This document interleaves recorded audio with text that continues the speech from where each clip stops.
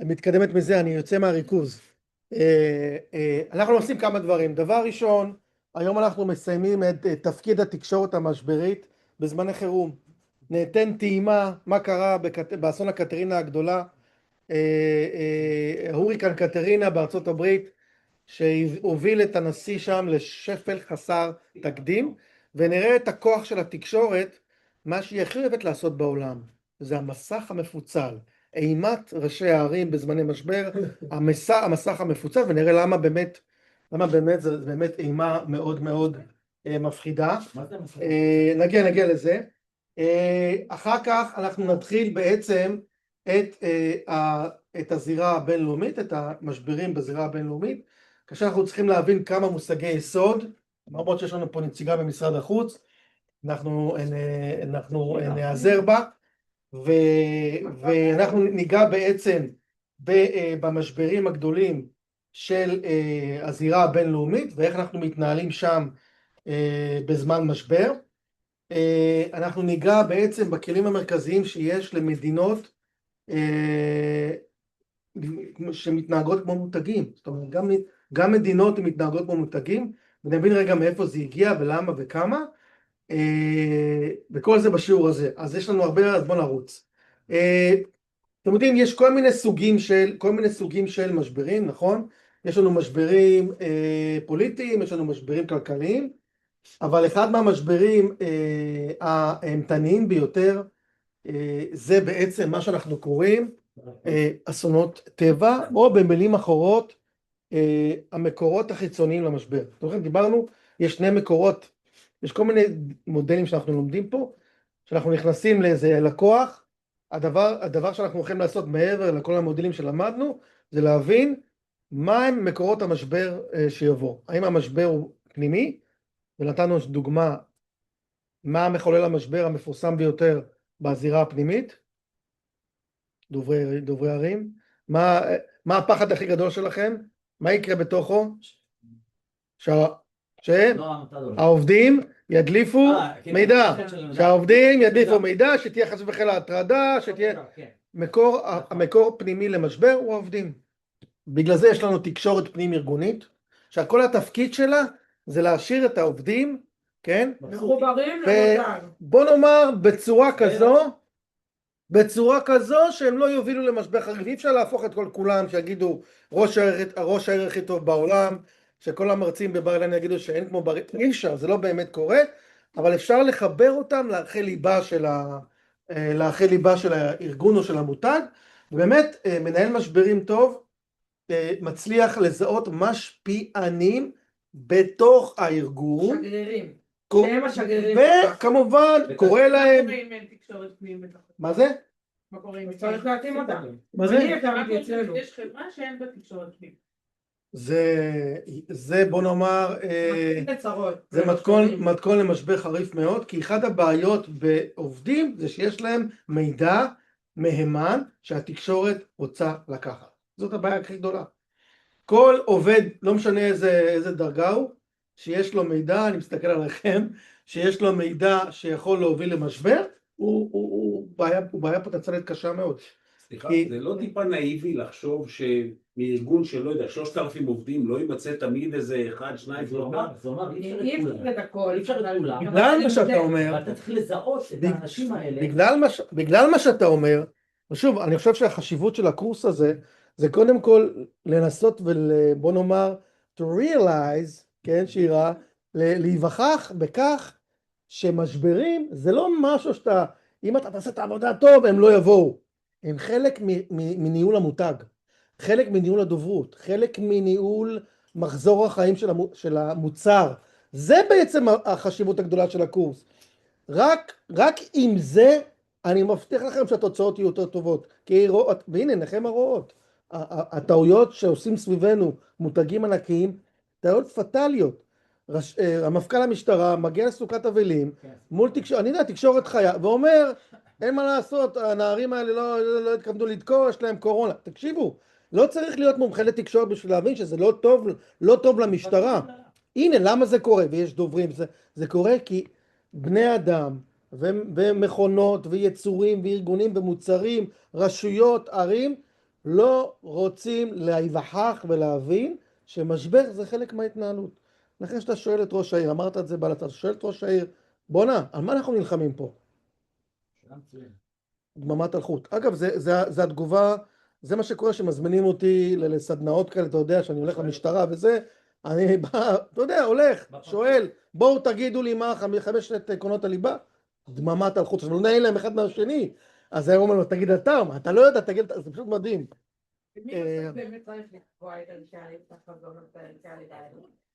בדרך כלל מנהיג הארגון, מקבלי החלטות בארגון, אבל התפקיד שלנו כדוברים, יועצי תקשורת, יחצנים, איפה שיש מנהלי משברים, לצערי זה מאוד לא מפותח בישראל, אנחנו צריכים לדחוף אותם, כי שוב אנחנו יודעים שהמשבר יבוא.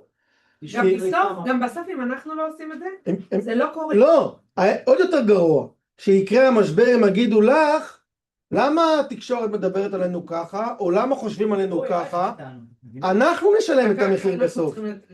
עכשיו, וראיתם, רמי לוי, הכל בסדר, עד שמגיע במקרה, איך קראו לו, קרפור, מגיע במקרה שבדרך שלו, דרך איזושהי יוזמה הזויה של ברקת, ואז קרפור בעצם קולטים, בואנה, ניצחנו את רמי לוי, כי יש לנו עכשיו קומבינה, סליחה על הביטוי, עם שר הכלכלה, ועכשיו יצא המנכ"ל של קרפור, יוצא, לא יודע מאיפה הוא הביא אותו בחיים הוא לא יצא, זה פעם ראשונה שהוא נחשף ככה, יוצא, מזמין כתבות עומק, מזמין משפיענים, תשמעו, זה קמפיין מטורף. למה הוא מוכיח? שהוא יותר זול, הוא הכי זול. כן, אבל הוא פגע בערך הליבה שלו. הוא פגע בערך זה הליבה יתהפך שלו. עליהם, אתה מדבר על הסל של המדינה? כרגע, לחצי שנה הקרובה, הם מסתדרים. מה יהיה אחר כך? צריך לנהל את לא, זה. זה יתהפך עליו כי הראו שזה הכל בעצם בלוף, וזה רק זה, את צודקת, אבל כרגע יש והמוצרים חסרים בחנויות, אז אם קרפור יהיו חכמים, הם ימשיכו עם לא 100, 40 מוצרים, שיהיו יותר זולים מרמי לוי, וכל היום הם פמפמו שהם הסל הכי זול בישראל. הם יחגגו על אדם. כן, לא יודע, הם צריכים באמת לשמר את הערך ליבה הזה שנקרא יוקר מחיה. אני אומר, הם זיהו את ערך הליבה של רמי לוי, שהוא הכי זול במדינה, ואם אני בתור צרכן, רמי לוי זול, כשאני ארצה לפני חג, או לעשות איזה קנייה גדולה, לאן אני אלך? רמי לוי. עכשיו, מה שאתה אומר, הם זיהו את ערך היסוד הזאת, הם ניסו לפגוע ב-DNA הזה, להוכיח, לא, הוא כבר לא הכי זול, אנחנו הכי זולים. עכשיו, זה נכון, זה לא נכון, זה 100 מוצרים, זה 70 מוצרים, זה לא מעניין. עכשיו, ברקת לא שם לב שקרפור בעצם הרוויחו הרבה יותר ממנו מהשיתוף פעולה הזוי הזה. נכון. כן? ואתם רואים עכשיו את השר ברקת, ששוב, אתם לא יכולים, מדובר באדם חכם, בעל ממון, היה ראש עיר לעילה ולעילה, יודע להפעיל קמפיינים, ותראו איפה הוא נופל, תראו, הוא עשה את אחת הטעויות הגדולות ביותר, לא עושים מיתוג מחדש, ניר ברקת מותג בפני עצמו, בחירות בפתח, ולכל משרד ממשלתי, לכל שר, כן, לכל שר יש מותגים שהוא צריך להילחם עליהם. שר הכלכלה צריך להילחם על מה? מה הערך ליבה? תודה רבה. על יוקר המחיה. אוי, לא עשיתי כלום כמה שנים. מה עושים? בוא נעשה מיתוג. כי זה בעצם מיתוג. זה נקרא קצת כלכלת בחירות.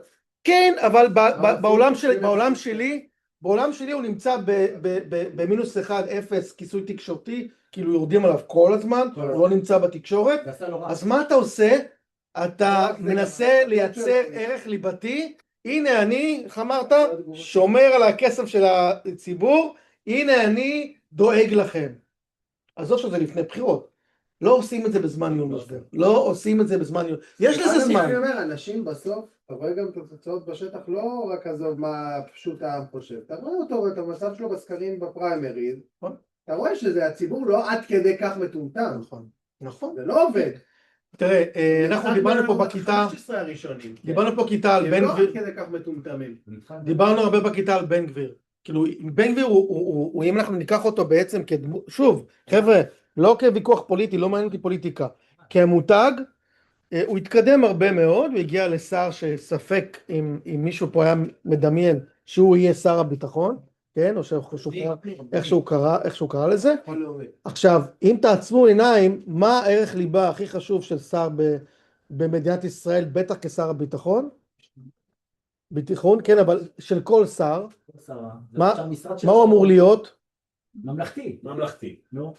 שנייה רגע, עצרו רגע, עצרו. הוא אמור להיות ממלכתי, כי כאילו הוא אמור להיות אחד שיכול להיות שר, שראוי להיות שר, שמסוגל. עכשיו, איפה הבעיה עם... זה עוד אחד. איפה היה בן גביר? אני לא יודע. אנחנו בעידן אחר. שמעת את נתניהו שדיבר עליו רגע לפני הבחירות, שהוא הבטיח שהוא לא יהיה השר שלו? כי נתניהו, הוא יודע שהוא צריך... אוקיי. נתניהו לא יצא שקרן כמו בנט שאמר שהוא לא יישב עם הערבים ובסוף ישב עם הערבים. נתניהו משקר. נתניהו משקר. לא. הוא רק אומר את האמת שלו בכל רגע נתון. אחד הבעיות, אמרנו לכם שהתקשורת החברתית החדשה, הדיגיטלית הזאת, יש לה השלכות על ניהול תקשורת פוליטי, על ייעוץ אסטרטגי פוליטי. מה הבעיה? פעם הפוליטיקאים ניסו לדבר לפה. אמירות ממלכתיות, כל ישראל ערבים זה לזה. הרעיון היה לסחוף מסה קריטי שבסופו של דבר, טוב, בגלל כל מיני סיבות מבניות של הפוליטיקה הישראלית, אבל בייחוד מבנה התקשורת הדיגיטלי, איך הרובוטים של הטראפיק, של התנועתיות והמשיכה של המדיה החברתית עובדים, התקשורת כיום מתבססת על הקצוות. מה זה אומר? כל מי שצועק הכי חזק, הכי אקספשנל, הכי צבעוני, לצערי תסלחו לי, הכי סקסיסטי, הכי מטורף, הכי צעקני משוגע, הוא זה שמצליח למשוך את הרוב הדומם. למעשה הרוב היום, הרוב הדומם הזה היום הוא הפך להיות, חזרנו להיות פעם חסר פנים. עכשיו הפוליטיקאים מבינים את זה, אז הם יודעים שבשביל שהם יזכו לכותרות ובשביל שהם יסחפו דעת קהל הם חייבים לדבר לקצוות. מה זה הקצוות? זה קצה אחד יכול להיות שלילי מאוד מאוד בנושא מסוים, קצה אחד יכול להיות מאוד מאוד חיובי בנושא מסוים, כן? אבל האמצע, המסה הקריטית הזאת, מתייחסים אליה בזלזול, אומרים בוא נדבר עם המשפיענים, הם יובילו כבר את האנשים לאן שצריך, כן? עכשיו, אחד ההשלכות זה שפוליטיקאים הפכו להיות, אתם מכירים את זה אולי מקורסים אחרים, פוליטיקה פופוליסטית, פוליטיקה פופולרית. מה זה פוליטיקה פופולרית? זה הפוליטיקאים של היום מנסים לתקשר עם הרובוטים שצוקרברג בנה עם החברות הענק הטכנולוגיות האלה.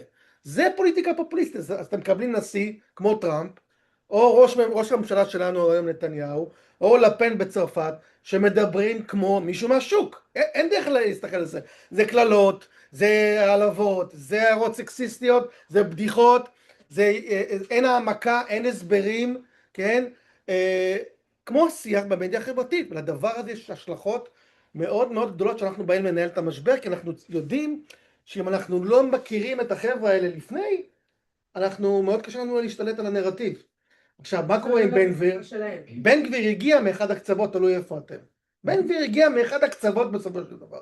תראו את המותג שלו, אני לא יודע בפוליטיקה, תראו את המותג שלו, תראו איך הוא מוצג, כן, שנות 95, 96, 2000, תראו איך הוא מוצג, עזבו אותי, תחקרו כמו שלמדתם אצלי, סיקור תקשורתי, רחל ליבה מוצאים, מה המשפיענים אמרו עליו, מה המתחרים שלו אמרו עליו, והיום הוא הגיע לממדים כאלה שהוא מתכתב, הוא מתכתב עם האמצע, הוא רוצה להגיע לאמצע.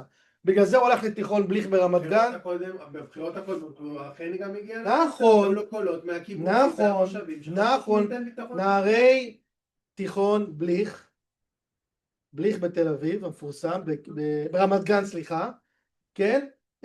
בבחירות הקודמות לא נתנו לו, זה פשוט היה מחזה מטורף. הנערים של מעוז השמאל הפכו להיות, עכשיו, מה אני רוצה להגיד? תעצמו עכשיו עיניים ותבנו ערכי ליבה, אתם יועצי התקשורת של בן גביר. תנסו לבנות כרגע ערכי ליבה למותג הזה שנקרא בן גביר. אז אתם תתחילו, לא יודע מה, אותנטי, עממי, ישיר, אומר מה הוא חושב, תקשורתי. אתם תצטרכו להגיע לממלכתיות איפשהו בשביל להחזיק לו את המותג כשר ביטחון. ויש לו דברים שהוא עשה כדי להיות יותר ממלכתי. הוא גביר, שיפר נראות חיצונית שלו עבור כך. תסתכלו על בן גביר לפני כמה שנים והיום, הוא תמיד מגולה. בן גביר, אבל אף פעם לא היה ממלכתי. אז עכשיו אני מסביר לכם שהוא עכשיו יש... הוא נהיה שר. זה עדיין לא הופך אותו לממלכתי. עכשיו מתחיל להיווצר לו פער, והוא מגיע לתקרת זכוכית זהו. מבחינת הדימוי שלו, כן? שאומרים בן גביר טוב אולי למשרדים כאלה שהוא ממציא לעצמו, והוא לא יכול להיות ראש ממשלה. אבל שאני רוצה לך משהו. אני לטעמי, אתה יודע, תפיסת עולמי, שר לא אמור להיות ממלכתי. הבן אדם היחיד שאמור להיות ממלכתי זה ראש הממשלה. איך אומרים? ראש הממשלה... רגע, לא, רגע, שנייה. ראש ממשלה אמור להיות ראש ממשלה, מה שנקרא של כולם. אתה מכיר את המושג הזה? כן. צריך להיות ממלכתי. שר, מה לעשות? יש לו אג'נדות משלו, ותפיסת עולם כלכלית, חברתית, פוליטית, לא יודע מה. נכון שאולי יש איזשהו באמת ברעיון, שר אמור להיות ממלכתי, בסדר. אבל בפועל, לא מכיר שרים בממשלה, שהם כאילו באמת ממלכתיים. למשל סמוטריץ' בתור שר אוצר, נכון? שר אוצר אמור להיות שר אוצר? למה? נכון? הוא שר אוצר. הוא מנסה להיות ממלכתי כל הזמן. מנסה, אבל הוא לא. והוא לא יהיה. זה הפער. זה הפער. כי למה? התזה שלך אולי עוד הממשלה הזאת, רגע, עוד איזה שתי ממשלות קודם. אני אגדיר לך מה זה ממלכתי. אמרת ממלכתי ואמרת ראש הממשלה של כולם, זה שני דברים שונים. לא, זה לא רק זה. ממלכתי אמור להיות בן אדם, כן? שהוא לא פועל מתוך רק אג'נדות או תפיסת עולם פוליטית, והוא מייצג איזשהו מגזר מסוים, או שהוא פועל, הוא פשוט, הוא ניטרלי, הוא פשוט של כולם, הוא מייצג את כולם, למה ביבי היום של כולם? אתה אומר ראש ממשלה. יש שאומרו, ראש הממשלה אמור להיות. יש לו מסרים שלו. הוא לא ממלכתי. אבל זה לא נכון ביסוד, כי הרי בסוף ראש הממשלה נבחר על ידי חצי מהעם, נכון. בסדר? על ידי רוב העם. על ידי רוב העם, ולפעמים הוא מייצג רק מחצית מהעם. אבל אלה אחת הבעיות, כי פוליטיקאים יודעים היום שבשביל להזיז... הפוליטיקאים היום יודעים, טראמפ יודע, תקשיב, טראמפ, בוא נלך על טראמפ רגע שנייה. טראמפ יודע שבשביל להזיז תומכי המפלגה הרפובליקנית, הוא צריך להיות מאוד מאוד קיצוני בסיסמאות שלו, כדי לראות את המסרים, את הסאונד בייטס האלה. הוא צריך לדבר בשפה מאוד פופוליסטית, כי הוא מכיר את הביקורת עליו, וטראמפ עצמו הוא בכלל לא הגיע מהמפלגה הרפובליקנית. הוא לא דוגמה לשום דבר, הוא לא דוגמה לפוליטיקה האמריקאית, הוא לא דוגמה למפלגה הרפופליקנית, לדעתי זה איזושהי תופעה מאוד משמעותית שתחלוף לדעתי, ואנחנו נזכה לדעתי לפוליטיקאית אחרים לגמרי שיבואו אחריו לדעתי. שוב, היו ניסיונות קודמים, למשל רוס פרו וכאלה, שניסו, לא הצליחו, ראו, הצליח? אין ספק שמדובר בפוליטיקאי פופוליסטי במדרגה הראשונה. הגיע לפסגה. אז אולי משהו השתנה בכל התפיסה שלה, חברים, אם הוא הגיע להיות נשיא, למה שבן גביר לא יגיע להיות ראש ממשלה? הכל בסדר, רק אני אומר שכרגע האמת שאם את עושה השוואה כזאת, בן גביר יכול להיות ראש ממשלה. בדיוק, זה מה שאני אומרת. לכן אני חושבת שמשהו השתנה בכל... עם טראמפ, הוא ראש ממשלה עם 6 מנדטים. את יודעת איזה בן אדם משוגע בן אדם? אני חושב שהבעיה המרכזית שלו שהוא מתנהג שהוא עדיין באמצע קמפיין. מי זה? לא, קמפיין פעם. גם טראמפ. הוא כאילו קיבל את הכיסא שלו, הוא יושב במשרד, והוא ממשיך לרוץ. אבל אתה יודע למה? כי הוא מבין את העבודה, הוא מבין את המשחק, הוא פוליטיקאי מדרגה ראשונה. לא, מה לא? הוא עשה קמפיין טוב, הוא הגיע, קיבל את מה שקיבל. עכשיו אתה מקבל את הכיסא, קיבלת משרד, בוא נתחיל להסכים. אני בתור דובר שלו, בתור יועץ תקשורת שלו, אני לא. אני אומר לו, נבחנת לתפקיד, מעכשיו אתה עושה קמפיין. לא בעוד 3 שנים, לא בעוד 4 שנים, לכן הוא גאון. לכן הוא גאון, ואני אומר לך, הוא יסיים ב8-9 מנדטים, הבן אדם הזה. שהוא תופעה... אתה מסכים שחסר לו משהו, נכון? בעיניים... הוא לא יכול, אז הוא חסר לו משהו לציבור. אני לא חושב שהוא בעייתי מאוד. 8 מנדטים זה התקדמות. שנייה, כן. בשביל בן גביר כן. אם בן גביר מסיים 8-9 מנדטים... בסדר, אז זה סגמנט מטורף, אבל עדיין מה שי אומר והוא צודק. 8-9 מנדטים, 10 מנדטים הוא אמר, זאת תקרת זכוכית שבהתנהלות הנוכחית וערכי המותג הנוכחיים שלו, הוא לא יכול לחצות את אתה קורא את המפה הפוליטית היום, אתה יודע מה זה בשביל בן אדם 8-9 מנדטים? אין בעיה, אני לא אומר שלא זה מדובר בהישג. זה גאונות מטורפת. ראית את הקצוות. הנקודה המרכזית הוא שהוא ממצב את עצמו לפי האירוע התקשורתי האחרון שהוא עשה עם פעילי המשט, לא יודע אם אתם זוכרים, מגיעים עוד פעם חבר'ה אירופאיות שמציקים לנו, כן, ומשרד החוץ, אפרופו השיעור שלנו היום, עובד מאוד קשה כדי לייצר לישראל מעין עוצמה רכה, איזושהי כיפת ברזל שקשורה לעולם הדיפלומטי, שזה משהו אחר מהצבא, מהכוח הצבאי, ומספרת לעולם, אנחנו בצד של הטובים, אנחנו אלה שנלחמים נגד הרעים, ומגיע שר הביטחון של מדינת ישראל, וצועק לראש הממשלה, תן לי עוד כדי להראות להם מה זה, ורואים איזה שוטר לוקח איזשהו... למשל עכשיו עם המשט של משרד החוץ, עבדנו כל כך קשה להגיד שאיך התייחסנו להם בכבוד, למרות שהם באמת כאילו בסדר. כן. ואז תוך שנייה הוא בא עם סרטון אחד והפך את כל התמונה ועכשיו כאילו יצא משליטה. למה הוא עשה את זה? הוא מעורר את הקצה לקראת הבחירות. הוא מעורר את הקצה לקראת הבחירות. במילים אחרות. ולכן הוא לא ישבור את הוא לא רואה את מדינת ישראל. נכון. הוא לא רואה את הערכים. נכון. הוא לא מעניין אותו את נכון. הבינלאומית. נכון. אני לא חושבת. שנייה, הוא מעניין אותו בן גביר, התדמית של בן גביר שהוא רוצה לייצר, כאיש שהדגל חשוב לו, אתה מבין? זה מה שהוא עשה. עכשיו הוא דיבר על הבייס שלו, לא לזה. סליחה, אבל לא יכול להיות. אבל אתה עונה למה שאמרתי קודם, ולכן הוא לא... רגע, בוא נשמע עוד דקה. לא יכול להיות שתפיסת העולם שלו זה שמשרד החוץ טועה. אין בעיה. שתפיסת העולם שלו שלא צריך להראות שהיום בעולם, ותסתכלו על המנהיגים בעולם, פוליטיקה פופוליסטית. מי נתפס כמנהיג חזק וכמנהיג שולט וכמנהיג לגיטימי? מי שמשתמש היום בכוח. אז למה זה לא עובד פה? ומה זה לא עובד? למה זה לא עובד? כי אין מסר אחד שיוצא, כי יש כמה מסרים. אנחנו תמיד נהיה אנדרדוג בעיני העולם. ציבור שלם במדינה. מה?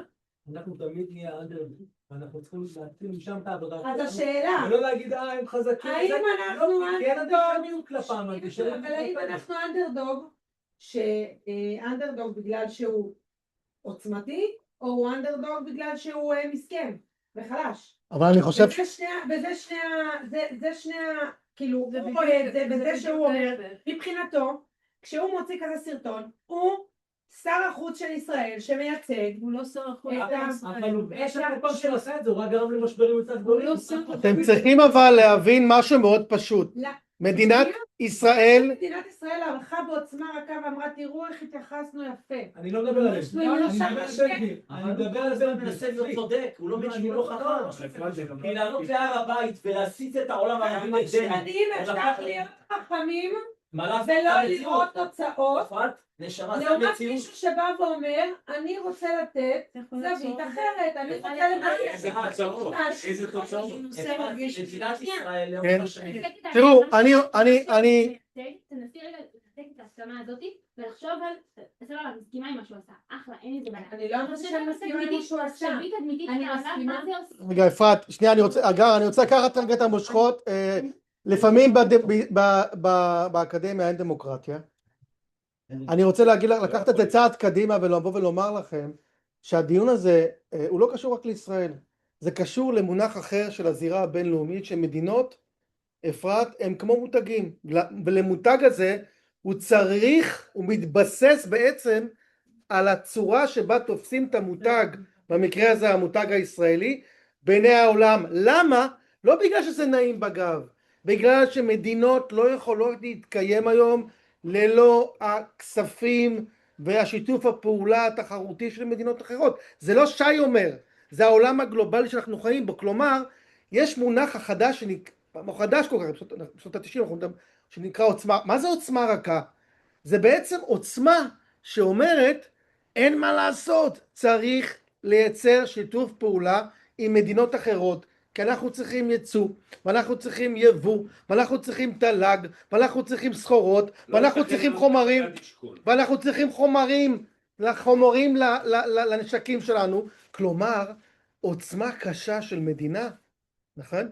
גם אם היא כביכול מגיע לה להיות חזקה, היא עדיין חייבת את מועדון המדינות האחרות, בטח מועדון ה-OECD של אירופה, חברים וחברות, ארצות הברית של אמריקה אוהבת אותנו היום, יש תנודות מטורפות בחברה האמריקאית. עכשיו, הדברים האלה הם חלק מביטחון לאומי, שלא נטעה, אבל זאת התפיסה שבעידן שאנחנו נמצאים בו היום, את לא יכולה לחיות לבד, את זקוקה לייצוא וייבוא. למשל, יבשת אירופה, אותה יבשת שהרבה מאוד צרות חוץ, מדי פעם יש להם איזה, והם רוצות להחרים את מוצרים של מדינת ישראל, אתם יודעים איזה נזק יכול להיגרם בגלל הדבר הזה? אז נכון, אנחנו כועסים, ואנחנו חושבים שהם לא מבינים את המורכבות, אבל בשביל שהעולם יבין את המורכבות, צריך לפתוח קשרים שיקשיבו. ואיך מייצרים קשרים שיקשיבו? הרבה מאוד דיפלומטיה ציבורית, שזה בדיוק הנושא שלנו השיעור. רק אני אראה לכם דוגמה לפוליטיקה פופוליסטית, להזכיר לכולם למה לפעמים להיות רק צייצן בטוויטר לא מספיק. A question that probably some of you are thinking of if you're בקדנציה הראשונה. into that world, which is going to be very interesting. תקשיבו טוב. So supposing we hit the body with a Corona. tremendous, whether it's ultraviolet or just very powerful light. And I think you said that hasn't been checked, but you're going to test it. And then I said, supposing you brought the light inside the body, which you can do either through the skin or in some other way. And I think you said you're going to test that too. Sounds interesting. Right, and then I see the disinfectant where it knocks it out. בקיצור, טראמפ באמצע הקורונה, הוא היה בפאניקה נורא גדולה, ושוב, אני לא נכנס להיות בן אדם, אני לא נכנס לקטע פוליטי, אבל אחד, מסיבת עיתונאים, זה האחראי על הבריאות הציבור הלאומית, הדוקטור שאחרי זה הם הפרויקטור שלהם. הפרויקטור של הקורונה, שהם עכשיו מסוכסכים ובתביעות, ומה שקורה, חברים וחברות, 9 מקסיקנים בניו מקסיקו, רואים את הסיבת עיתונאים הזו, ומשפחה שלמה מזריקה, ההורים מזריקים לילדים לעצמם, בליצ'ר, אקונומיקה, ומתים, מהמסיבת עיתונאים הזו. עכשיו, למה אני מספר את הדברים האלה? כי למנהיגים שלנו בסופו של דבר, יש סוג של תשלום, זה לא אחריות. אני מסתכל על זה בעיניים של מותג. They need to deliver, הם צריכים להראות בסופו של דבר שהם נותנים לך את מה שהם הבטיחו לך. עכשיו, מה הבעיה בטראמפ? שהוא הפך כאילו את הלא ממלכתיות לסוג של ערך ליבה. אבל לפעמים אתה זקוק, בטח ברמות האלה, אתה זקוק לרמה בסיסית של ידע, רמה בסיסית של מקצועיות, רמה בסיסית של הבנה, ואתה רואה לפעמים את התאונות האלה, זה תאונות קשות, זה תאונות קשות מאוד, כן? זהו. עכשיו, רק אני רוצה להגיד מילה רגע לגבי אסונות טבע, כי חרגנו מהעובדים לוויכוחים אחרים. אבל חשוב לי להבהיר משהו על מה שאמרתי. שאני לא מסכימה עם בן גביר במה שהוא עשה, לא חושבת שזה נכון, אני פשוט חושבת שצריך להסתכל על זה, לאו דווקא כי הוא עשה את זה מפופוליזם, כי הוא מאמין בזה. אלא, מה? כי הוא מאמין בזה. אלא, כן, כי באמת יש לו תפיסת עולם כזו. בסדר גמור. בסדר? לא כי אני חושבת שזה הדבר הנכון לעשות. בסדר גמור, בסדר גמור, מצוין. עכשיו, מצלמה מעבירה לכולם, ככה ישראל מתייחסת למשל. טוב, עכשיו צריכים להגיד שזה לא נכון. כן.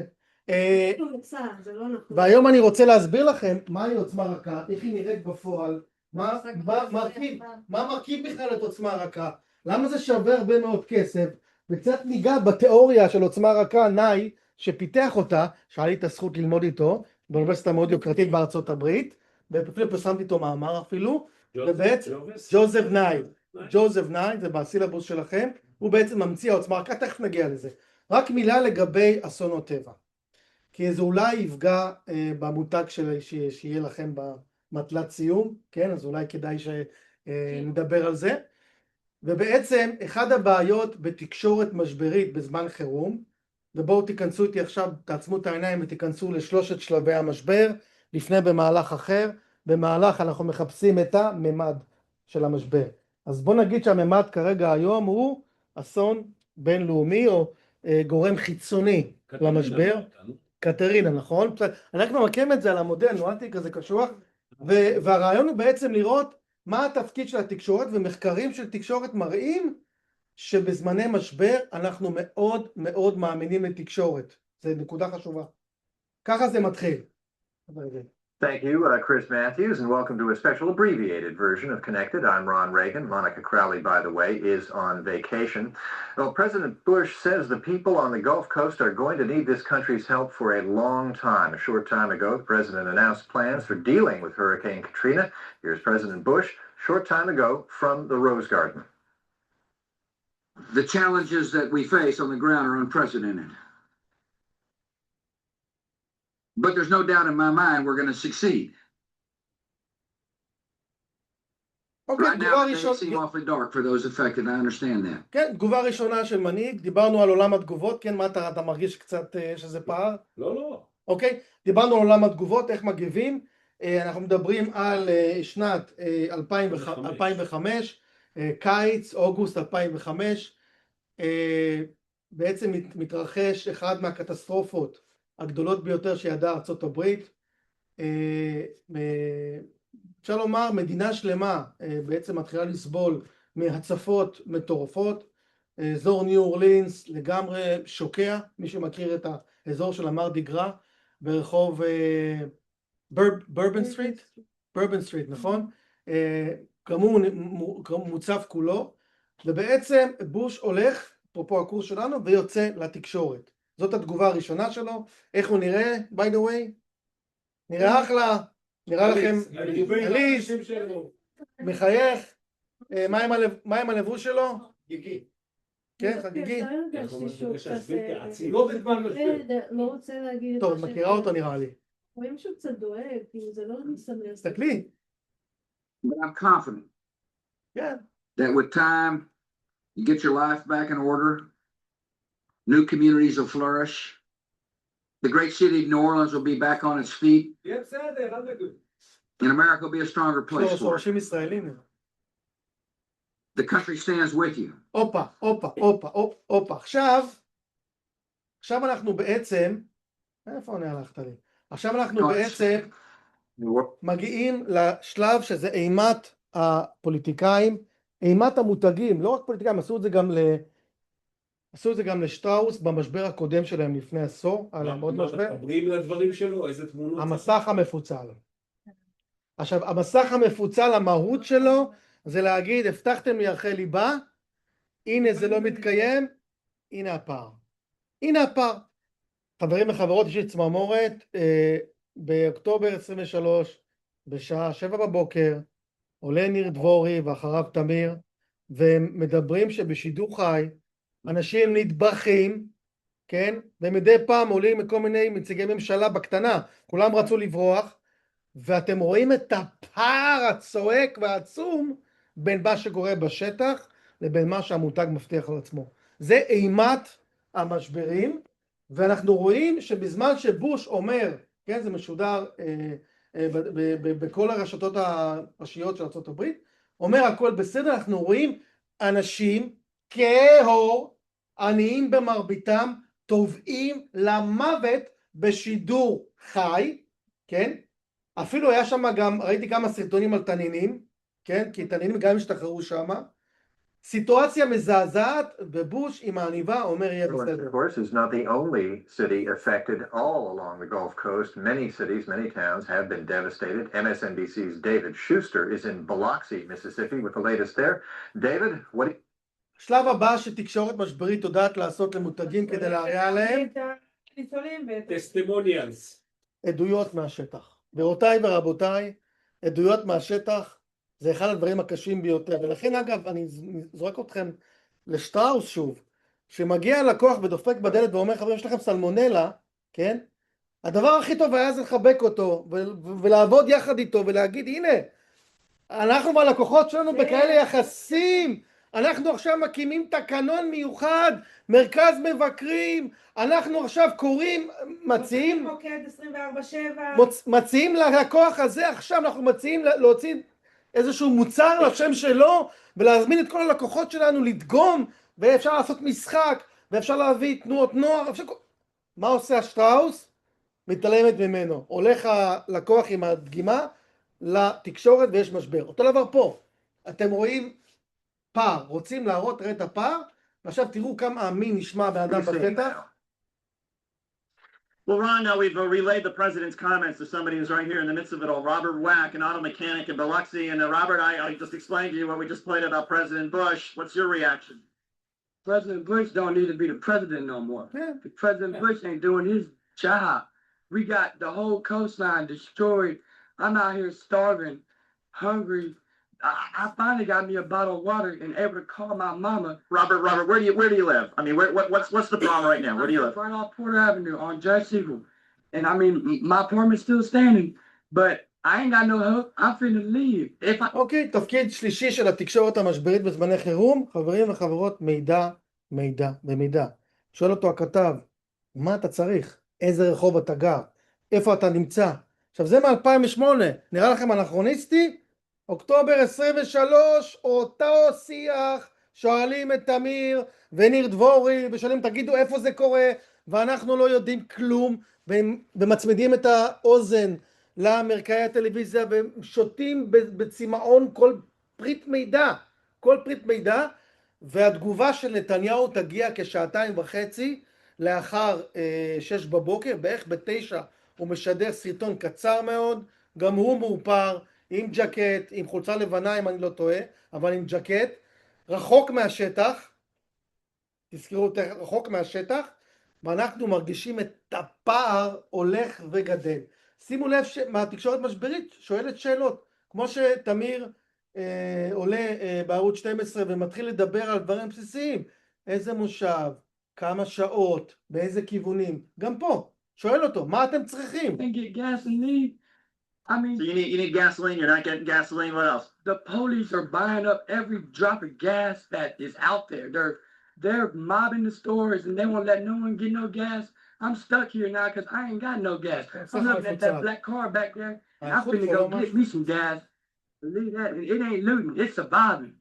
As you can see, Ron, it's a pretty grim situation here. We just talked to somebody else. Robert, thank you. We just talked. Okay, שלב הבא. ותראו איזה יופי אנחנו מנתחים את זה בצורה אבולוציונית. בוש מתחיל להבין, יועצי הניהול משברים מתחילים להגיד, בוש תקשיב, יש לך פה a serious problem, אז הוא הולך ומבצע את המסיבת עיתונאים הזו, סלש הצהרה. אגב, תחשבו על נתניהו היום, על טראמפ, המנהיגים של היום, הם בורחים ממסיבות עיתונאים, הם חוזרים בעצם למודל שבו אתה מנסה לשלוט במסר, כמה זה מצמצם את הפערים, אנחנו צריכים להתווכח על זה. זה התגובה הבאה של בוש. Good evening. I'm speaking to you from the city of New Orleans. איפה הוא עכשיו? בניו אורלינס. Very empty. Still partly underwater. איך הוא נראה? And waiting for life and hope to return. This work from Lake Pontchartrain across the Mississippi. נראה מפוחד. Alabama into Florida. Millions of lives were changed in a day by a cruel and wasteful storm. אוקיי? עכשיו אנחנו רואים ניסיון שימוש של התקשורת לטובת יחסי ציבור ממשלתיים. There is no way to imagine America without New Orleans. And this great city will rise again. אוקיי? אנחנו רואים פה איזשהו ניסיון די מלאכותי לייצר אווירה של, בוא נשתיק אותו, לייצר איזושהי אווירה של שטח, באחד הדברים שבייחוד לראשי ערים, אנחנו רואים אותם בזמני מלחמה, אבל גם למותגים עסקיים, כן? עופרה שטראוס הייתה עושה טוב אם היא הייתה מדברת, אפרת עיתונאים, אפרת, לא ממקום מפולפן בתל אביב, אלא המפעל נוף הגליל, עם הכובע של הסניטריה, עם עובדים לידה, עם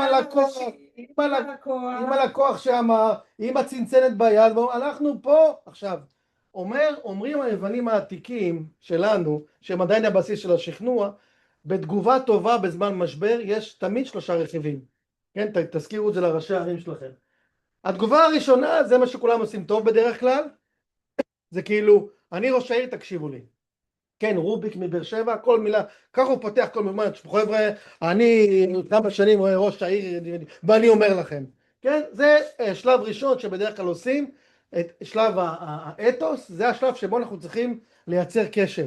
וזה בדרך כלל מתבסס על הכותרות שלך, על הכותרות שלך, על מה הסמכות הבירוקרטית שלך. כן, אני מנכ"ל תנובה, תקשיבו לי, כן, זה השלב הראשון.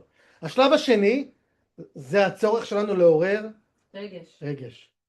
זה למשל שלב שמאוד מאוד מאוד לא פשוט לעשות, כי זה תלוי בלקוח שלנו, בדובר שלנו. זה תלוי בפרסונה. ונתניהו, אולי הוא ישב פה ופה, בקטע של הרגש, יש בעיה קשה. גם טראמפ אגב. יאיר לפיד, טוב מאוד בפאתוס, הוא עושה עבודה טובה, הוא יודע, אבל נורא קשה לו לפעמים בלוגוס, ובאתוס יש לו בעיה של סמכות, הוא נראה נחמד מדי וכיוצא בהם. והשלב השלישי זה שלב הלוגוס, זה בעצם השלב שבו אתם אמורים להגיד בצורה שכלתנית יבשה, אלה הצעדים שאנחנו הולכים לנקוט כדי שהמשבר לא ישנה. אתם מכירים את זה מעולם הריקולים. עכשיו, בעצם אנחנו רואים את התגובה המשודרגת של בוש, הבן, היא בעצם קרובה מאוד לשטח, בתור מה לצמצם את אותו פער שנפתח, ותחשבו את זה למותגים שלכם שתקבלו. ואחד הדברים שאנחנו נצטרך להתמודד איתם בעבודה שלכם, זה לנסות לחפש איך אנחנו מודדים הצלחה או כישלון. כן, תרשמו. איך אנחנו מודדים הצלחה או כישלון, שאתם אומרים שאתם דוברים טובים של העירייה, איך אתם מודדים את זה? שאלה קשה מאוד וכואבת. יש כמה כלים. חוץ מיפעת. אני לך עוד כלי. כן? סקרי שביעות רצון. שאתם מפעילים. שאנחנו עושים. מה זה אנחנו מפעילים? אני לוקח... לא, בכל מחקר שאנחנו עושים, לוקחים אותו, לצורך העניין, ובודקים שביעות רצון תושבים. פה אנחנו מודדים כישלון או הצלחה, האם באמת הערכים הועברו, המסרים נקלטו, אתה יודע, פה אנחנו רואים כמה באמת יש פה שביעות רצון של התושבים. אני עשיתי שני דברים כדי למדוד את עצמי בקצרין. דבר ראשון, לקחתי את יפעת, ביקשתי למדוד סגמנטים, שווי סיקור תקשורתי בין התאריכים של שנה ו10 חודשים לפני שאני נכנסתי לתפקיד, ולמדוד שנה ו10 חודשים אחרי שנכנסתי לתפקיד. מה זה ניהול מיתוג אישי? כן? לא, גם זה וגם להציג, בסוף אני מוציא גם, אני מוציא הרבה כסף יחסית על תקשורת, צריך לראות את ההצלחה של זה. אינדיקציה. והדבר השני זה סקר איכות חיים. שנייה רגע, הסגמנט מיפעת זה סגמנט חיובי שלילי כי הם עושים לך? לא, הם לוקחים ממש מדיד. לא, ניתוח. עושים ניתוח. כן, סגמנט גם של סיקור כמה חיובי, כמה שלילי, כמה ראש הרשות לפי המיטות. ומה בסוף השורה התחתונה זה שווי התקשורת. עשיתי תקשורת נגיד ב200,000 שקל פעולות תקשורת, ושווי התקשורת 3.4 מיליון שקל. כמה שווה לך, אני ראיתי בחיובי שקיבלת. אז אחד מהדברים שאנחנו צריכים לעשות... בסקר שביעות רצון. אבל זה אתה עושה, זה אתה מפעיל. לא, זה מכון, אני לוקח מכון. שאתה הבאת. זה בעיה. אני לא אמרתי שזה לא טוב. זה נתפס בצורה פחות מהימנה, שאתה מביא את זה. אבל גם אם אני מבקש ממנו להיות איתי מה שנקרא... אז הרבה... אבל אני לא מציג את זה ככה שאני עשיתי. סקר מכון סמית קובע כי 1, 2, 3, 4, לא אני. דרך אגב, בגדרה הייתי מביא סקר והיה יוצא גרוע. והייתי נכנס לראש העיר ואומר לו, תקשיב, יש בעיה באלף, בית ג' ד', לא שהוא כבר הלך 15 שנה תימני, אמר לי, זה שטויות. בסוף הוא הפסיד. זה התפיסה של הדור של פעם. בסדר, אז אני אומר, נגיד אבל עכשיו בקצרין, הבאתי סקר, מספיק היינו 82% באיזשהו משהו, אמרתי לו, תקשיב, הנה, 90, אי אפשר להיות 100 גם, 90, 82. עניין אותו, להתעסק בזה, להגדיל פה את התקציב, להגדיל כוח אדם. זה מהתקציב שלך כדובר? לא. אז אתה יודע מה השלב הבא, שאתה רואה משהו שהוא 85%? לחפש את המשפיעי דעה ואת המובילים מהעיר כדי לבצע שטאפים. ברור, אחרי זה אנחנו עושים. כן, ברור. נראה לי שגם, כאילו לא, אצלנו ברשויות יותר מקצועיות, זה שאני רואה שלדוגמה כל מיני דברים שנגיד כל מיני חוקים או החלטות שלנו שהתעכבו, שעשינו להם, זאת אומרת כל מיני יעדים שאני מציבה בדרך, שאני עושה תוכנית תקשורת על משהו מסוים, בסוף זה עובר, או כאילו עובר, כאילו מתקבל, או שינוי של איזשהו נרטיבים מסוימים. תראו, אחד מעבודת המנהלי משברים, יודעים שהמשבר יקרה, זה לחפש מוטות הערכה ומדידה, שיעזרו לנו להגדיר כישלון או הצלחה. זה עבודה, זאת עבודה. זה לא פשוט. אז אפשר קודם כל להשתמש במדדים קיימים, שזה המדדים שאתם מכירים, אם זה יפעת פה, או אם רוצים למצוא, לבחון את התוצר הלאומי הגולמי פר נפש, ששלמה מעוז כל הזמן מפמפם, שהממשלה שתהיה הכי טובה בעולם בגלל זה, אבל אנחנו, תפקיד שלנו זה לייצר גם את המדדים האלה. זה יכול להיות שאתה מוצא איזשהו מדד בינלאומי, שהוא מתאים לך, זה יכול להיות שאתה מקים מדדים, שאלה איזה כלים קונבנציונליים יש לזה. חוץ ממה שמכירים, בוא, אף אחד לא גאון, מכון סקרים שעושה לך סקר עם שאלות לפני ויפעת לצורך העניין, זה דברים... אז אנחנו מדברים על 3 סוגים של מדדים בניהול משברים. בכלל ביחסי ציבור יש לך 3 סוגים של מדדים. יש לך מדדים אובייקטיביים קשים, אנחנו קוראים להם hard data, אלה מדדים מספריים, לא אפשר להתווכח עם תוצר לאומי גולמי, עם אחוז הגירה שלילי או חיובי. מתי פעם אחרונה בדקת אחוז הגירה? כל שנה. שנה אתה בודק. המס בודק, לא שואלים אותי. אוקיי, אז אתה יכול גם להקדים אותו אגב. אחוז, אז יש... מה? יש מישהו שמודד את זה? יש כאלה שעושים את זה. כן, שיש להם גישה לנתונים האלה? רעננה עושה את זה למשל. מי? רעננה. מעניין באיזה אופן, איך היא עושה את זה? קובי שם, הוא הסמנכ"ל אסטרטגיה, הוא איש חכם. לפי חשבונות מים, לפי איך הם עושים את זה? הוא בודק את ההגירה כל הזמן, כל רבעון הוא בודק את ההגירה. מה זאת אומרת? מחלקת הגבייה עושים את זה. אפשר גם דרך גבייה, יש עוד שיטות לעשות את זה. זה לרשויות גדולות. לא בגבייה, אנחנו כל הזמן... יש לי בגבייה אישה וחצי. אנחנו כל הזמן בודקים. גם מוצאים חבר של גידולי סמים. הנקודה המרכזית שאנחנו מחפשים נתונים קשים שאי אפשר להתווכח איתה. אז פעם זה יחמיא לנו, פעם זה לא יחמיא, אם לא מחמיא לנו אנחנו מנסים לטפל בבעיה. מדד שני זה המדדים גם וגם האלה שהם קצת כמותניים, אבל גם קשורים לפרצפציה, לתפיסה, כמו סקר שביעות רצון, כן? או למשל אפשר לבדוק על כוח קנייה בעיר, או כל מיני מדדים שהם גם וגם, כן? צריך לחפש אותה. כל הכוח בעולם שלו, זה לא רק ערים, כן? אם אני רוצה לבדוק את רמי לוי או תנובה, אז אני יכול לבדוק אחוזי מחירות, אבל אני יכול גם לכתוב סקרים שעושים עיתונים גדולים ואומרים איזה מותג אתה הכי אוהב, אז גם שם יש לנו שילוב של מספרים, ויש מדדים שזה הסוג השלישי, שהם מדדים שהם לגמרי סובייקטיביים, כן? שהם בדרך כלל ניתנת להם הכי פחות מהימנות, אבל הם עדיין מאוד מאוד חשובים. זאת אומרת, חלק מהמשימות שלנו כמנהלי משבר, וזה מה שאני מנסה להגיד לכם פה, זה לבנות מוטות הערכה ומדידה. חייבים, רוב האנשים לא עושים את זה, תבדקו איתי, כמה שיותר כלים למדוד הצלחה או כישלון, שיהיה לכם in-house, שיהיו מושתתים על מדדים קשים, שוטף, לא לחכות לשנה. בשוטף, אני אגיד לך איך אני יצרתי. מדד, תראה, תראה, יושב פה משרד החוץ, אני בניתי מדד, כן, למשרד החוץ, לבדוק את העוצמה הרכה של ישראל. איך אבל כל יום? כן, איך אתה עושה את זה? אז אתה בעצם בונה. והאם זה נכון גם לפי יום? הרי זה ברור שיש ימים כמו... לא כל יום, לא אמרתי יום. אני עשיתי למשרד החוץ פעם בשנה, אבל אני חושב שבערים צריך לעשות לפחות פעם בחצי שנה. עכשיו, התחום הזה... כן, זה השיעור שלנו היום, אני לא מצליח... השאלים שלי הם יבואו אליי הביתה. זה 20 שאלות הסקר. מה זה? סקר טלפוני 20 שאלות. לא, קצרין, אבל... תראה, אבל נגיד, אולי גבעת שמואל שהיא יותר גדולה, או תל אביב למשל, אני צריך לעשות פעם בחצי שנה, אבל אני רוצה להעביר לכם פה איזשהו רציונל, מאוד חשוב, כן? שנקרא הערכה ומדידה. אחד הבעיות בניהול יחסי ציבור, דוברות, כל התחום הזה, שזה הרבה מאוד תפיסה ופרצפציה. ובשביל להקים מדד, אתה צריך לבנות מדד. ויש דרכים לבנות מדד. אתה יושב עם המקבלי החלטות שלך, אתה מבין מה חשוב להם, מה אחרי הליבה שחשובים להם, והולך מאחורי כל ערך ליבה ומחפש מדדים. איזה מדדים? 3, מדד נתוני, מדד משולב ומדד פרצפציונלי לגמרי. זה מה שאתה עושה, ואתה בונה לעצמך ממלכת הערכה ומדידה, וזה עוזר לך כל הזמן להקים חיישנים, מודל 5 שלבים, אתה מניח חיישנים, איך יודעים אם יש ירדת אדמה לא עלינו? יש חיישנים. אני מנסה להגדיל את מה?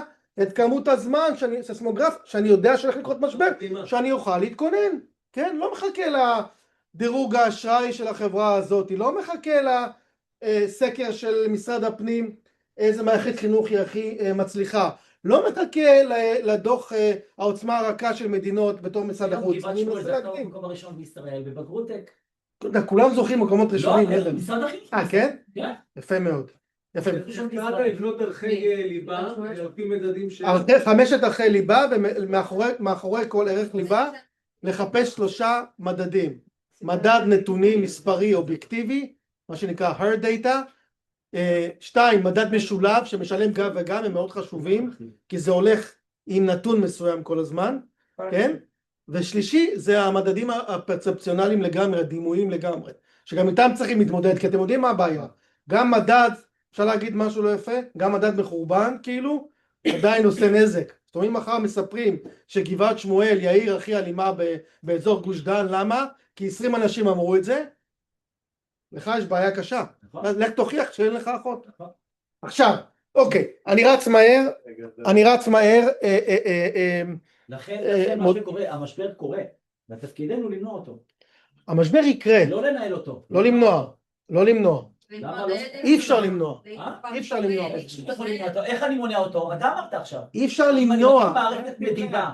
חודש וחצו ירס בחצור, איך תמנע את זה? אם אני מקים מערכת מדידה, כל הזמן אצבע על הדופק ובודק, כמו שאמרת, לא בהכרח שיתפרסמו דברים, כן? בודק, אני יודע לזהות את המשבר לפני שהוא מגיע, ואז אני יודע לתת לו מענה. איך אני מענה? מחזק את ערכי היסוד, ערכי הליבה. מצוין, אבל עדיין יתקפו, תקשיב, אם יש, תראה, פתח תקווה, יש אלימות קשה בפתח תקווה, וימנה, זה לא הרצח הראשון שהיה שם, ובתור אחד שגדל בפתח תקווה, היא עיר מאוד אלימה, אוקיי? עכשיו, מה קורה? אתה יודע שיבוא לך עוד הפעם משבר שקשור לאלימות, אתה לא יכול למנוע אותו. אבל אם עכשיו תציב הרבה מאוד חיישנים, התגובה שלך תהיה מקסימלית והפער שלך יהיה מינימלי. אתה לא תוכל למנוע. אני אענה לך. בגבעת שמואל, אחרי הרצח הזה של אמנה, כן? היו 3 מקרי אלימות קשים מאוד. כן? אבל אף אחד לא דיבר על זה בגבעת שמואל, למה? כי אני יודע לפמפם את ערכי הליבה, שאין בכלל מושג כזה שנקרא אלימות בגבעת שמואל. ואם זה קורה... לא, זה קצת... אבל התקשרו אליי כתבים, ולהגיד, אדוני, בדיוק על הקטע הזה, למה? מה הם חיפשו כתבים? ערים נוספות שבגלל האלימות, תופעה, ואני השתקתי אותם, שמעת את גבעת שמואל בתקשורת. אז אני מציע לך פרספקטיבה אחרת. אל תעבוד באסטרטגיה של השתקה, תעבוד באסטרטגיה של צמצום נזק. זה 2 דברים שונים. אל תחשוב איך אתה מונע, תחשוב שהגל מגיע, אתה עובר אותו במינימום נזק, מקסימום הצלחה. זאת אי אפשר למנוע. אבל אבריה... צמצם. אבל הוא חושב שיכול למנוע. מה עשיתי לכתב? הלכתי, הוצאתי דוח, כן? מהמשטרה, כן? על מקרה רצח שהיו קרו בשנתיים האחרונות בגבעת שמואל. כמה כאלה קרו? 2. בסדר, אז יש לך פה נתון מספרי טוב. אתה יכול להגיד שזה תופעה? אני אומר, יש לך נתון מספרי מצוין תומך, אבל אתה צריך, ה-state of mind, התפיסה של ניהול משבר, היא לא 0 או 1. אם אתה מתנהל ככה, קודם כל הסביבה, מהר מאוד, תראה שהכל בסדר, כולם מוחאים כפיים. שאתה נופל בקטנה, ואתה מציב כאלה, אז אתה מגיע לכישלון. ולכן, ההתנהלות צריכה להיות לא ככה, אלא ככה. זה העניין. יש בחור ישראלי שייט, לא יודע אם אתם עוקבים אחריו, דניאל שייט ישראלי, משיט סקיפר, שעשה עכשיו את התחרות של הצליחה של האוקיינוס האטלנטי ללא חומרי, ללא אמצעי ניווט של רגילים, והבן אדם הזה בעצם מספר, למה זה מעניין אותי? כי מנהל משברים. כי היה לו הרבה מאוד משברים. ומה הוא אמר בסופו של דבר? הוא אמר, ידעתי שתהיה סופה, וידעתי שכנראה יקרה משהו רע, אבל המטרה שלי הייתה להגיע לחוף המבטחים. הוא בסוף הגיע לחוף, בלי קול, בלי זה. מה רוצה להגיד לכם? ניהול משברים זה לא למנוע עולב. לא, אוי ואבוי. זה לחיות בדיוק בתודעה של המשבר. ולכן אתה צריך לדעת איפה חדר ישיבות ששם מנהלים לך מלא הסברה. ואתה צריך לדעת, כן, האם יש שלדים בארון של ראשת העיר, ראש העיר, לפני שאתה מתחיל לעבוד איתו. ואתה צריך לדעת אם יש נתונים. אתה מתכונן? אתה מתכונן לזה? מה זה מתכונן? יש הרבה מאוד. מה זה מתכונן? תתחיל להכיר את המשפיענים שקשורים למשבר שלו. תפמפם ערכי ליבה חיוביים. תתכונן. אבל אתה אמרת, הצלחתי להשתיק, ואני אומר, אי אפשר להשתיק. אי אפשר להשתיק אותם. לא, זה לא עניין. זה לא להשתיק, זה פשוט לחזק את ערכי הליבה, כדי שאם זה יקרה, אז אני מוכן. חברים וחברות, ניהול תגובה. רגע, אנחנו נראה גם בסוף משבר שכן הוא היה טוב? כן, בטח, הנה. מוניקה לוינסקי, משבר של בילי קלינטון, הוא אחד מהדוגמאות היותר טובים לניהול משבר, שמתחיל בצורה מאוד מאוד גרועה, מסתיים עם לקיחת אחריות עם הרבה מאוד, מוניקה לוינסקי, עם הרבה מאוד פאתוס, שבסופו של דבר מביא את קלינטון עד היום להיזכר כאחד הנשיאים הכי מוצלחים שהיו אי פעם, למרות מוניקה לוינסקי. תכף נגיע לזה. ואיך אני יודע את זה? אתה מסכים לשלום מהר בשביל לטשטש את זה, לא? אני לא חושב שזה בגלל זה. היה לו מדיניות שנקראת השמיים הפתוחים, שזה בייסיקלי שבאמצעות כסף אפשר לעשות דה-רדיקליזציה לכל בעיה בעולם, ומשם נולד אוסלו. זה מדיניות מאוד... משם נולד לשלם בשביל שלום, כאילו לשלם... משם נולד הביטוי שאובמה יפתח מאוחר יותר, שנקרא דה-רדיקליזציה. זה אומר שמגיע המערבי לאזור שבו יש... אתה מדבר על נאום קהיר? חיכוך שיש מלחמה. נאום קהיר התבסס על המדינות השמיים הפתוחים של קלינטון ב-1990. אוקיי. נו, אז כשמערבי יגיע לא, בגדול, שיש בעיה, מה צריך לעשות? לפתוח את השמיים, להזרים הרבה כספים, לאפשר פתחון של מעברים, של חסמים בירוקרטיים, של שמיים הפתוחים, והסירקולציה הזאת שאני עושה, תביא להפחתת הרדיקליזציה, רדיקליזציה של אנשים שרוצים להרוג בשם דת, לייצר טרור, לבזוז. כן, אז בואו נראה איך זה מתחיל. בעצם פרסומים ראשונים בערוצי החדשות המרכזיים על שמועה שבה הנשיא מנצל את הסמכות שלו ומבצע אקט מיני עם אחת מהעובדות שלו, והוא בסופו של דבר לא מצליח לברוח מזה, והוא מכנס מסיבת עיתונאים. עם אשתו כמובן. איך מגבירים? אגב, גם הנשיא שלנו, קצב, אשתו עמדה לצידו לאורך כל הדרך. רגע, אבל טוב. למה לא שומעים? אחר כך, אבל אני יכול, טוב. Now, I have to go back to work on my... אני צריך לחזור לעבוד. תחשבו על השלושה הרכיבים של הרטוריקה. But I want to say one thing to the American people. I want you to listen to me. I'm going to say this again.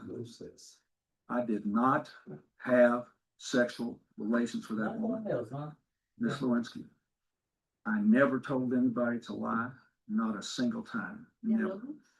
These allegations are false, and I need to go back to work for the American people. Thank you. שוב, מסיבת עיתונאים כזאת לא הייתה עוברת היום, למרות שנתניהו מתנהל פחות או יותר בצורה כזאת אורגנטית מול העיתונאים היום. בצדק, שלא בצדק, לא נכנס לזה היום. מה? זה לא עובר היום, כי יש היום משפיענים, יש היום תקשורת חופשית.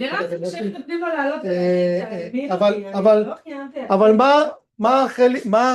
מה הניהול הרטורי של המודל התגובה פה? רגע, הוא רצה לחדד, זה היה לו... מה? המשפטנים עמדו מאחוריו, אבל הוא רצה לחדד. לא עשית את א', עשית את ב', תתעלם מב', תשאיר את א'. אבל זו נקודה אולי, שזה פה שי יגיד, הרי אם אני לוקח, היה ידוע שהיה ויכוח בין המשפטנים לבין אנשי יחסי הציבור, וזו הייתה התוצאה של הדבר הזה. השאלה, איך אתה, פה, תראו, זה בעידן אחר, לפני המהפכה החברתית, ולא בעתיד התקשורתית, ולא בכדי אמרתי לכם בשיעור הראשון, שאם הייתם לומדים את הקורס הזה לפני 20 שנה, היו אומרים לכם, יש לכם שתי אופציות, להאכיל את החיה או לא להאכיל את החיה. והיה אפשרות להימנע, כן? אם אני חושב על ישראל, אז הנשיא קצב, הוא היה בתפר, שהוא עדיין חשב שיוכל בעצם... הוא בהתחלה הכחיש. להכחיש? הכחיש הוא לגמרי. הצליח עם ההכחשה, כן? העורך דין שלו שם לו עסקת טיעון על השולחן, כן? כן? והוא פשוט לא יכל, הוא לא יכל, האגו שלו לא נתן לו. אבל יכלנו, היינו כולנו היום להיות במקום שבו קצב הצליח במשבר, בצורה כזו שהוא לא לקח אחריות, והוא התעלם וזה הצליח לו. היום, מבחינה פילוסופית רעיונית, זה לא יכול להסתדר. כן היה לו sexual relations, אבל הוא שיקר. מה זאת אומרת? אבל הוא שיקר, הוא לא חשף את האמת. כאילו, פתר את הקרייסס. זה איך אני משבר טוב. הנה, עכשיו, כן. אני אומרת, עד היום אם תגיד סיגר, אנשים יזכרו במקרה הזה, זה לא שזה עבר בשלום וזהו. כן, אבל עדיין היום, תראה, אני רואה את הפאונדיישן, קלינטון פאונדיישן. מה זה, אין לנו מושג מה זה סיגר. כי היו שמות שהוא השתמש בסיגר בשביל קצת, sexual relations, איזה סיגר? השתמש בסיגר. מירה מביאה לנו עדכונים מחברה אמריקאית. רגע, יש את שאימא שלה שמרה את האוכל. היו גם ראיות פורנזיות. בסדר, היא פה מוסיפה אלמנט חדש. ידוע, היא לא מגלה שום דבר חדש. אבל זה צחקו שהאימא היהודייה לא משנה מה קורה, כסף היא תעשה מזה. זה היה הרעיון שלה, אני שומרת את הסמלה ומוכרת למוזיאון. כן, היא שמרה את הסמלה הזאת באמת, זה נכון. היו ראיות פורנזיות, מכרה לא יודעת שהיא מכרה למוזיאון דאלאס וגאס בהרבה מאוד מיליונים. אל תגיד את זה עכשיו באקלים האנטי-ישראלי, בסדר, גם ככה יש לנו בעיות. תראו בעצם את התגובה חלק ב' שלו. בואו נראה את התגובה השנייה שלו, תראו את הפנים שלו קצת. I agree with those who have said that in my first statement after I testified I was not fighting. I don't think there is a fancy way to say that I have sinned. חטאתי. It is important to me that everybody who הוא התחיל פה. know that the sorrow I feel is genuine. First and most important, my family. המשפחה שלי אחרי יסוד, My friends. פגעתי בחברים שלי. בצוות שלי. מודה. מה הוא מודה?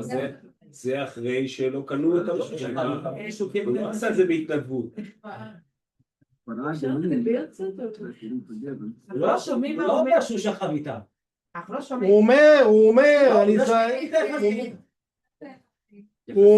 הוא אומר, אני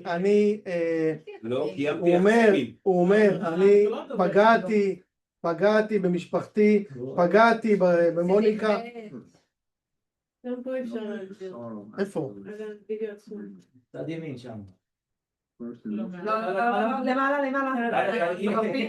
הנה שרואים בסגר. אני יודע, רגע. פגעתי במוניקה לויסקי במשפחה שלה. יש פה בעיה עם הווידאו הזה. אני מבקש מכולם לסליחה שלהם. שימו לב. שאנחנו סולחים. שנייה, חבר'ה, תראו רגע שנייה בשקט. הוא מתנצל ומסיים את הקטע שמתחיל עם הקטע של הרגש, אם אתם זוכרים במודל התגובה, לקיחת אחריות, כן? רגש ורציונליזציה, זה מתכתב. ואז הוא לוקח אחריות ומתנצל, מעורר רגש, ואז הוא אומר משפט שזה ההברקה פה של התגובה. הוא אומר, אני מאמין שצריך, ומגיע לבני אדם שיסלחו להם. והדבר הזה עושה פלאים באחוזי הפייבריות שלו, בסקר שלו, מיד של אותה שנה, ועד היום, הבאתי לכם את הסקר הזה, ששואלים את האמריקאים, מי הכי? קלינטון, אוקיי? ואז בעצם מגלים אנשי יחסי ציבור, שבני האדם, האנשים, הציבור, אוהב גם לסלוח. כן, אוהב גם לסלוח. מתי? אגב, זאת הסטטיקה. אגב, סרטון עכשיו שרץ של בנט, שהוא אומר, הוא נפגש עם ליכודניק, ושמאוד, ש30 שנה מצביע ליכודניק וזה, הוא אומר לו, קודם, הוא אומר לו, אני מאוד חושש ממך כי אתה שיקרת, הוא אומר לו, אני קודם כל לוקח אחריות על המעשה שעשיתי. בדיוק, כי היום בעידן של אתם צריכים להבין, המדיה החברתית שינתה גם את התודעה שלנו. אנחנו לא יכולים לקבל מישהו שהוא לא שקוף, לא בגלל שאנחנו מאדר תרזה, אנחנו בגלל שזה לא מקובל היום באף צורה שאתה לא מקבל שקיפות, לא מהעירייה, לא מהאוניברסיטה, לא מהחברים שלך, כי הכל היום אאוטר, הכל בחוץ. אז קל וחומר, כן, על מישהו שחוטא, ולכן אתם לא יכולים להחביא היום משברים. אתה לא יכול, אם יהיה לך מקרה אלימות שלישי, אחרי שהשתקת את השניים, יהיה לך בעיה, כי אתה אמרת לכולם, אצלנו הכל מושלם. כי זה תהיה מגמה. לא, כי אתה העלית את... הרי מה... אמרתי מושלם, אמרתי זה לא מגמה. מה התקשורת אוהבת לעשות? היא אפילו תזמין אצלך כתבה שגבעת שמואל היא פנינת אנטי אלימות, אבל ברגע שיהיה לך אלימות אחת קטנה, הם יעשו לך פו, והם רוצים לראות את הנפילה הזאת, כי המקומונים אצלכם מרוויחים על זה כסף, והאויבים הפוליטיים של ראש העיר ירוויחו על זה כוח פוליטי. לכן אנחנו מדברים על בניהול משבר, לא לשחק במשחקי סכום אפס. המשבר בוא יבוא, אנחנו ניפגע, אבל איך שעשה דניאל השייט הזה, אנחנו צריכים להגיע לחוף מבטחים. At least two more things. אני מצטער, אני צריך לסדר את האוויר. זה תרגיע, לא שומע. אנחנו לא שומעים, תגיד מה הוא אמר. סיטי, זה מקסימום. תגיד מה הוא אמר. כן, עושה את זה. טוב, אני אסדר לכם את זה משהו יותר, אבל בגדול, האסטרטגיה התקשורתית שלו פה, ניהול המשבר שלו היה פה, בעצם להגיד, חברים, אני מודה, אבל לא רק שאני מודה, אני מבקש את הסליחה שלכם. ולכל אדם הגיע שיסלחו לו. אבל זה גם עזר לו שהוא ישב על הערכים הנכונים, כמו שאמרת, הוא איש השלום הבינלאומי, הוא גם הנראה טוב, הוא האדם הנכון, הוא הלבן, טוב בעולם. מנגן הסקסופון, שכחת. לא, הגבר זה גם יושב על זה. אתם יודעים, הוא היה סנאטור בארקנסו. אתם לא מבינים כמה סיפורי הטרדות מיניות הושתקו שם. לכן אני אומר... מה, קלינטון? כן. גם שמה כבר? יש גם משהו עם הילרי שהיא השתית הרבה מאוד זה. היא שילמה. היא שילמה כדי להשתיק. אז הביאו אותם לראיון להתנצר. נכון, היא שילמה כסף. והיא השתיקה גם משהו בארגון שהיא הייתה שותפה בו, שהיה כזה דבר עם פדופיליה משהו. אבל שי, כמו שאמרת היום, זה לא היה עובד. למה זה לא היה עובד? אתה יודע למה? למה? הנה, תראה למה זה לא היה עובד? כי פעם התופעות האלה היו מאוד רווחות. היו הטרדות. אתה יודע, היו דברים כאלה. בסדר? היום, אתה לא יכול, כמו שאתה אומר, אתה יודע, לשחק עם זה יותר מדי, כי היום זה הכל נפוץ, זה נפיץ, זה שביר, זה בשנייה אחת יוצא. תראה, פרשת מוניקה לוינסקי הייתה פה שהוא היה ב-65% חיוביות, כן? והוא צונח עד שהוא עוזב, מעביר את המושכות לבוש, והגרף של בוש מסכן היה הפוך, הוא קיבל, שהוא נכנס ל-9/11, הוא היה פה, ומאז הוא רק היה לו את ההתקפה המפורסמת אחרי המלחמה העולמית בטרור מה שנקרא, ואז כן בושבן, ואז הוא יורד לאט לאט וקטרינה לגמרי גומר אותו.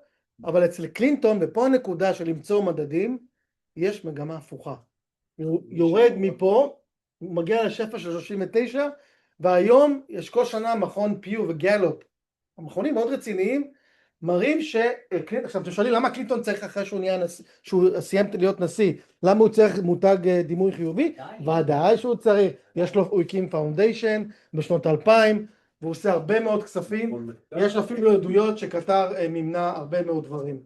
פיצה דומינוס דיברנו? לא. טוב, אני לא אוהב לשחות עד הסוף, כי אני צריך אתכם עם טעם של עוד. תשמעו, בשיעור הבא אני צריך אתכם יותר חשובים, כי אנחנו צריכים להיכנס בעצם, צריכים להיכנס לזירה הבינלאומית, אז אני רק רוצה לעשות, לא תמונה. כן, אבל אני חשבתי, סלפי איתנו, לא יודעת. ככה, אנחנו בשני ובתשיעי, תקשיבו, 2 ליוני, 9 ליוני, זירה בינלאומית, תבואו רעבים למידע, אני אנסה להביא לי פה גם איזה דובר אורח שקשור לזירה הבינלאומית, לא מבטיח, ואנחנו צריכים לעשות, סליחה, 2 ליוני פגישות, 9 וה-16 יש לנו זירה הבינלאומית, 23-30 מצגות. נדבר על המצגות רגע. אני אשב עם הגר. גר. לא? כן, בסדר. 2 ליוני פגישות, זה אומר ש2 ליוני אין שיעור. אין שיעור, יש פגישות. כן, אבל... תעשי איתו. שבוע הבא כיתה אנחנו לומדים מהשעה 2:30. אין שקיפות. אין שקיפות. עד השעה 6. סבבה. כאילו רק את ברק. אז נכון, אבל רגע, אבל אף אחד... לא אמרתי כלום.